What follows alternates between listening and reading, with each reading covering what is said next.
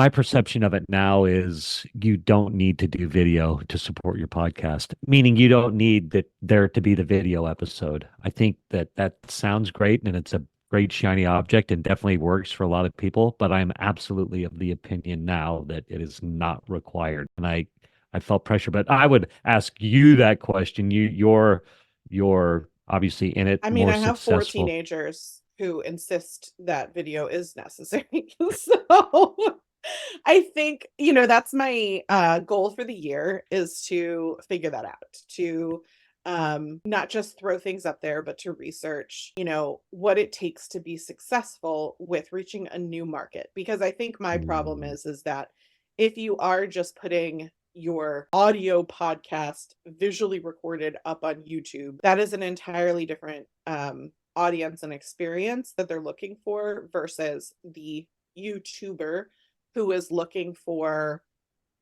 bits of information. And I think where I believe that I'm headed is that we're going to need to find shorts, YouTube shorts, right? Like 3 to 10 minute blips of moments of the podcast that are powerful stories that people can watch in little bits to then bring them into being willing to commit to my podcasts are long. They're an hour long program because the new generation of content consumers have grown up with blips, right? They've grown up with TikToks, they've grown up with Vines before TikTok, right? Like these short things and now Instagram Reels. And so I don't just want to make an Instagram Reel that 20,000 people see. I want those 20,000 people to engage with my content. And that's where my strategy becomes a little bit different from other people who are wanting just to be social media influencers. Is like, I would rather have a smaller number of audience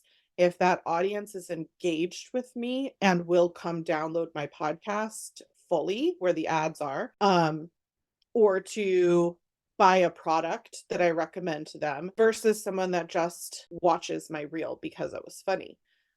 That's not the audience that I want, that I know how to convert.